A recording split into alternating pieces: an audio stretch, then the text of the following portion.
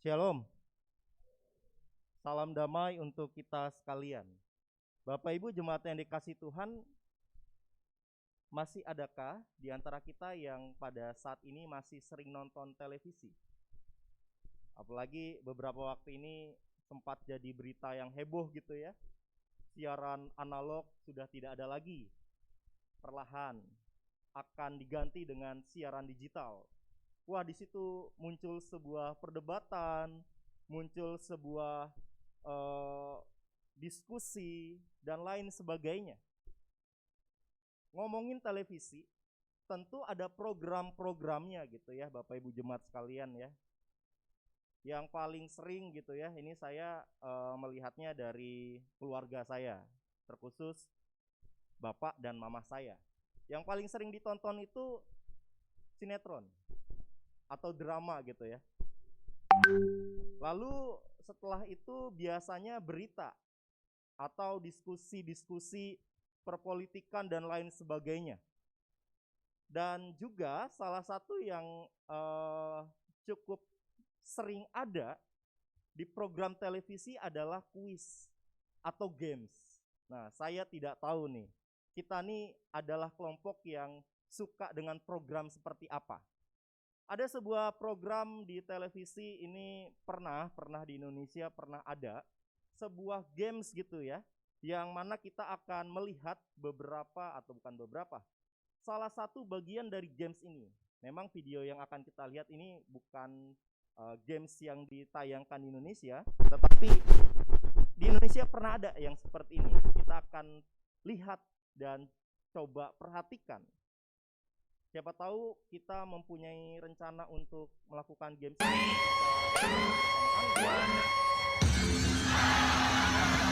This should be easy. Get down, go, go, go. Bend over, look after yourselves. You got to put your arms through, arms through.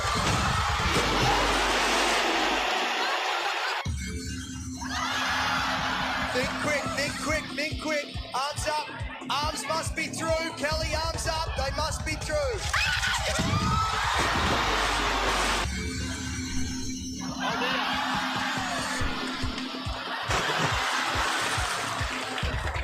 through it, Jacko.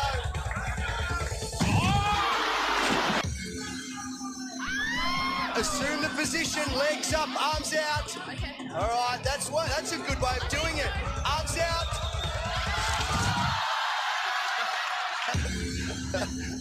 All right. Tim, get down low, go, go, go. Get under there, Tim. Tim, get out there. Move that chin. Move that chin. Arms up, How legs easy is out. that? It's not. Bend those legs, Toddy. Kelly. Are you ready? Come on, Scotty, you're the brains of the duo. You're the brains of the trio.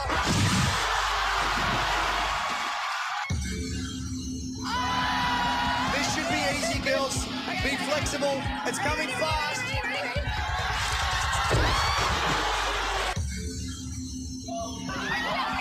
Back the other way, Tommy. Back the other way. Arms up. Fun. It's easy. Go on, Manny. Go on, mate. You have to assume the position. Terima kasih untuk videonya. Ya, Bapak Ibu kan susah juga ya kalau kita ada kebersamaan memakai game ini untuk kebersamaan kita ya. Perlu effort banget gitu ya, perlu usaha banget gitu.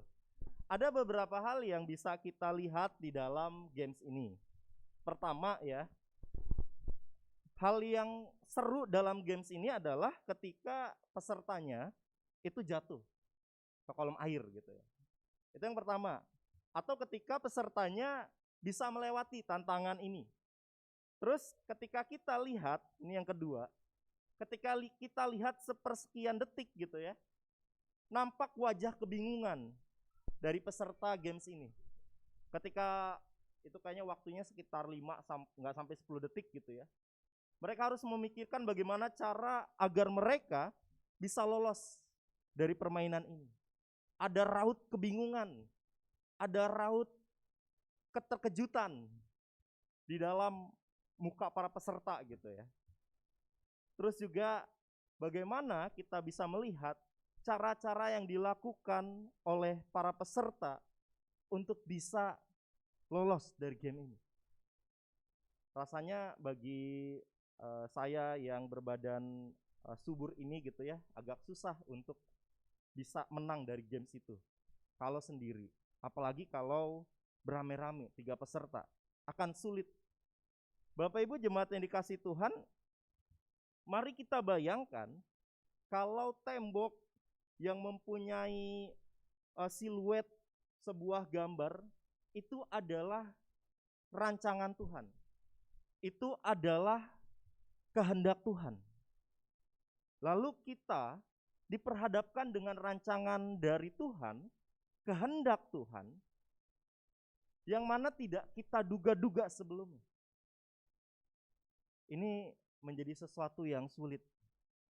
Terlebih lagi ketika kehendak Tuhan, rancangan Tuhan, itu sulit untuk kita ikuti. Sulit untuk kita sesuaikan diri kita dengan apa yang Tuhan kehendaki.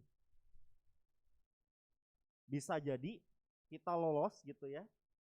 Kita berhasil mengikuti kehendak Tuhan, mengikuti polanya Tuhan gitu ya. Bisa tadi sampai ada yang bawa palu, sampai harus berpelukan, gotong satu dengan yang lain. Tapi bisa jadi ketika kehendak itu sulit untuk kita terima, bahkan kita mendobrak kehendak Tuhan, jatuhnya kita terjebur. Terjebur dalam sebuah ketidakpercayaan, terjebur dalam sebuah ketakutan, kegelisahan. Oleh karena itu, memahami, mengerti kehendak Tuhan hingga kita bisa berkenan di hadapannya bukan sebuah perkara yang mudah. Yohanes Pembaptis sendiri mengalami. Minggu ini adalah minggu baptisan Yesus. Baptisan adalah tanda dan materai yang menyatakan bahwa kita, orang-orang berdosa ini, sudah diselamatkan oleh karya penyelamatan Allah dalam Kristus. Melalui baptisan, diri kita dimasukkan ke dalam persekutuan umat Allah. Maka dari itu pembaptisan selalu dilayani di tengah-tengah jemaat Tuhan, di tengah-tengah persekutuan jemaat Tuhan, di gereja Tuhan. Oleh karena itu ketika kita juga mempunyai seorang anak, sebagai orang percaya, kita membaptiskan anak kita agar mereka juga masuk dalam perjanjian Allah. Oleh karena itu baptisan menjadi sakramen. Satunya tentu yang akan kita rayakan bersama pada hari ini, perjamuan kudus. Apakah ketika Yesus dibaptis, tadi kita mengetahui bahwa baptisan adalah penyelamatan karya Allah bagi orang berdosa. Maka ketika membaca teks ini, oh berarti Tuhan Yesus adalah pribadi yang berdosa, maka dirinya dibaptis. Bukan, Bapak Ibu jemaat sekalian. Ketika kita melihat tujuan dari baptisan Yesus di ayat 15, mari kita buka bersama dan kita baca bersama. Matius 3 ayat 15.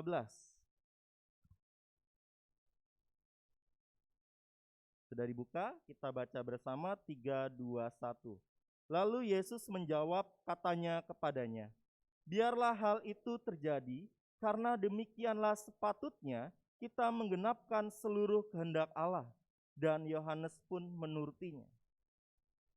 Tujuan baptisan Kristus adalah penggenapan dari seluruh kehendak Allah. Ini baptisan yang berbeda.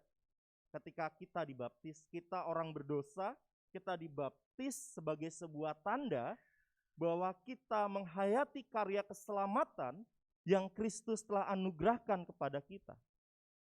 Dan baptisan Kristus adalah sebuah tanda akan pelayanan, akan karya keselamatan yang akan dilakukan oleh Kristus. Oleh sebab itu kita melihat bagaimana sosok Yohanes Pembaptis ketika melihat Tuhannya hadir di depannya untuk dibaptis, ada rasa takut, ada rasa tidak layak yang dialami oleh Yohanes Pembaptis. Kita buka di ayat 11, Bapak Ibu jemaat sekalian. Matius 3 ayat 11. Ini tidak kita bacakan tadi, kita mau buka ungkapan ketidaklayakan Yohanes Pembaptis terhadap baptisan yang Yesus lakukan. Kita baca bersama ayat 11, 3, 2, 1. Aku membaptis kamu dengan air sebagai tanda pertobatan, tetapi ia datang kemudian daripadaku, lebih berkuasa daripadaku, dan aku tidak layak melepaskan kasutnya. Ia akan membaptiskan kamu dengan Roh Kudus dan dengan api. Membuka tali kasut itu pekerjaan hamba atau budak. Rendah sekali Bapak Ibu jemaat sekalian. Seseorang yang mempunyai tugas membuka tali kasut pada saat itu adalah pekerjaan yang rendah. Hamba, budak. Bayangkan Yohanes memakai penggambaran ini bahwa ia membuka tali kasutnya aja enggak layak. Jadi kita dapat melihat perasaan yang Yohanes rasakan. Ia yang membuka tali kasutnya saja tidak merasa layak, maka kita bisa melihat ketidaklayakan Yohanes dalam pembaptisan Kristus. Maka dari itu di dalam ayat 14 Yohanes mengatakan, akulah yang perlu dibaptis olehmu dan engkau yang datang kepadaku. Ada beban Bapak Ibu jemaat sekalian. Ada rasa ketidaklayakan yang Yohanes Pembaptis rasakan. Seharusnya dialah yang dibaptiskan oleh Kristus, bukan sebaliknya. Harusnya dialah yang datang kepada Kristus, bukan Kristus yang datang kepada dirinya. Ketidaklayakan seringkali dipakai sebagai sebuah alasan untuk diri kita menolak atau menghindar di dalam panggilan Tuhan, di dalam panggilan pelayanan yang Tuhan berikan pada kita.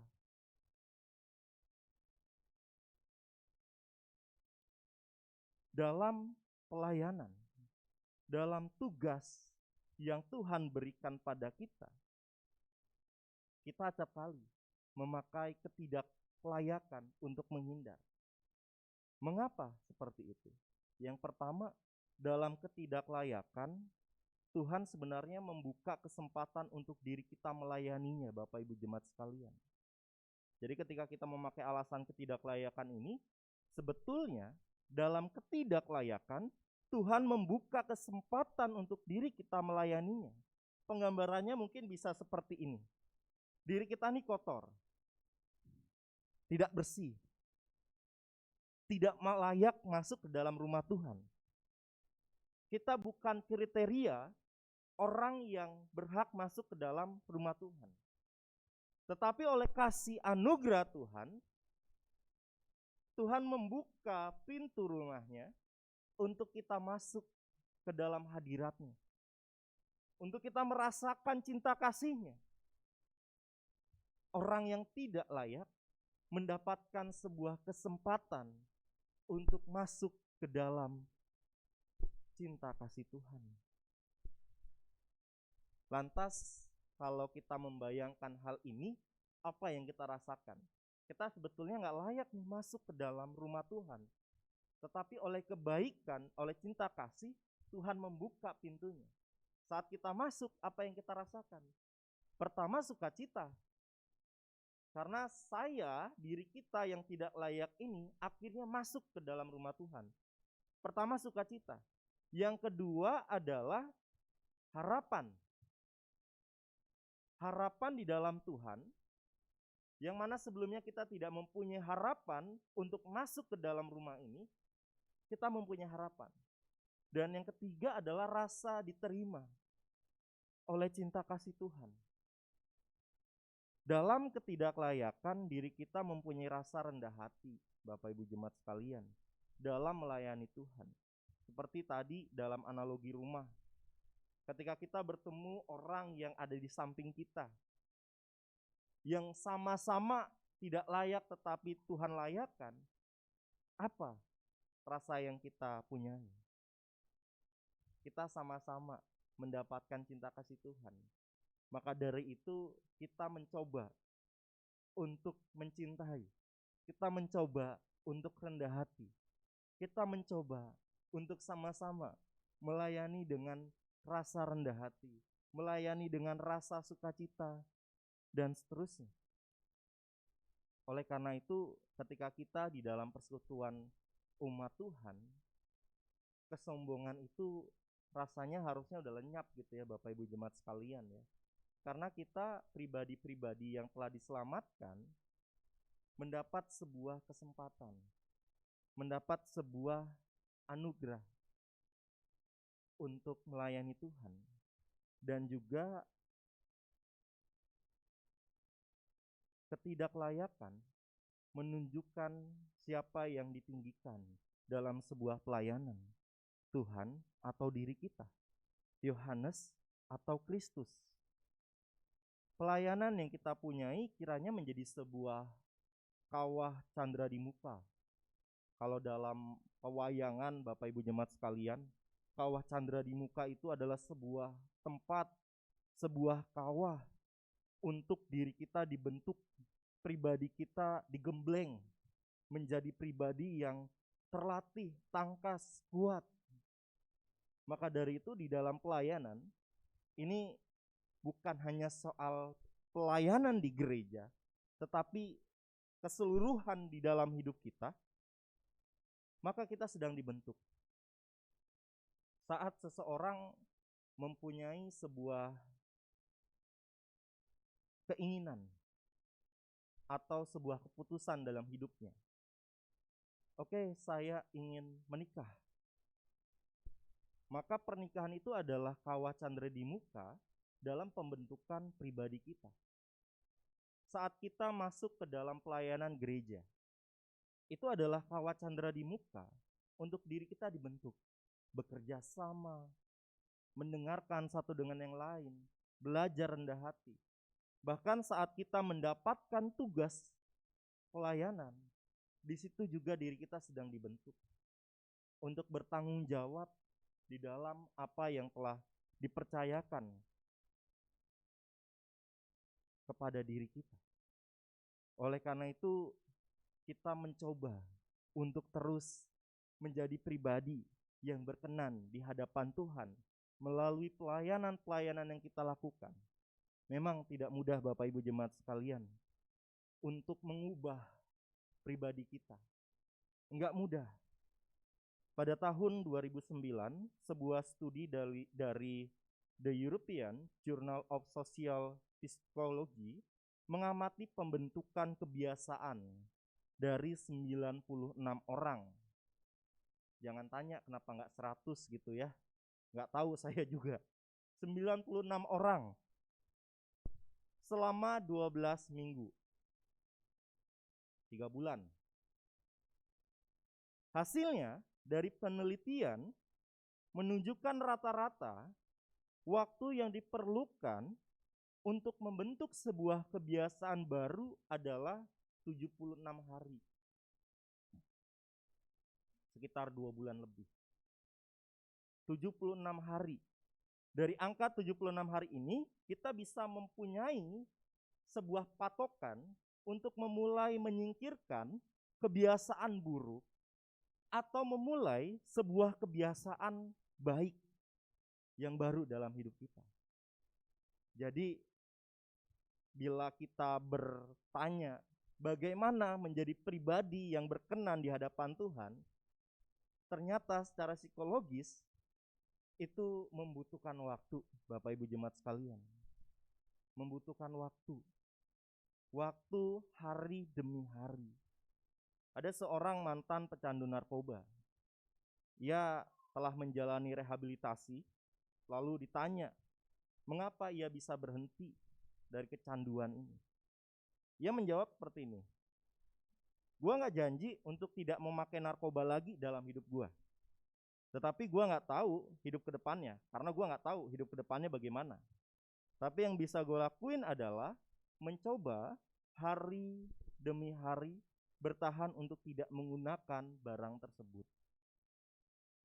Hari demi hari, Bapak Ibu jemaat sekalian, pembelajaran yang kita lakukan, kita jadi ingat ya dengan sebuah firman Tuhan, Matius 6 ayat 34. Kita buka sama-sama. Ini tidak terlalu jauh dari bacaan Injil kita. Matius 6 ayat 34.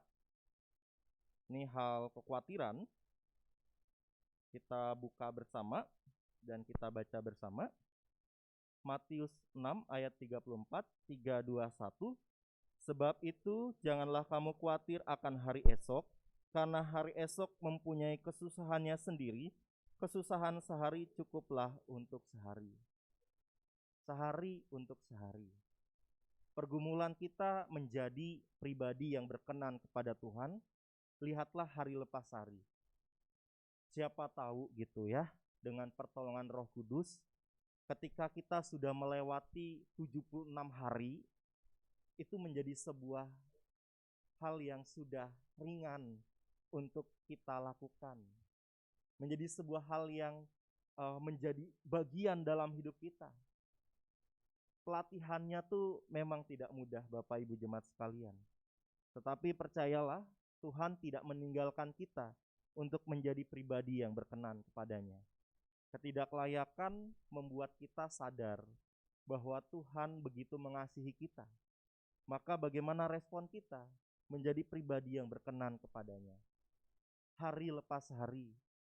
Nggak usah mikirin esok, minggu, atau setahun lagi. Hari ini aja pikirin bagaimana menjadi pribadi yang berkenan kepada Tuhan. Hari ini kita tutup dalam istirahat malam kita gitu ya. Esok kita mulai lagi menjadi pribadi yang berkenan kepada Tuhan, dan begitu seterusnya. Biarlah kita dikuatkan terus untuk menjadi pribadi yang berkenan kepada Tuhan. Oh iya, tadi 76 hari ya, itu bukan menjadikan kita otomatis setelah 76 hari kita tidak akan mendapat godaan, kita tidak akan kembali kepada manusia lama kita. Makanya itu hari lepas hari, lewat dari 76 terus sampai pada saat nanti kita berjumpa dengan Kristus di dalam kehidupan kekal. Amin.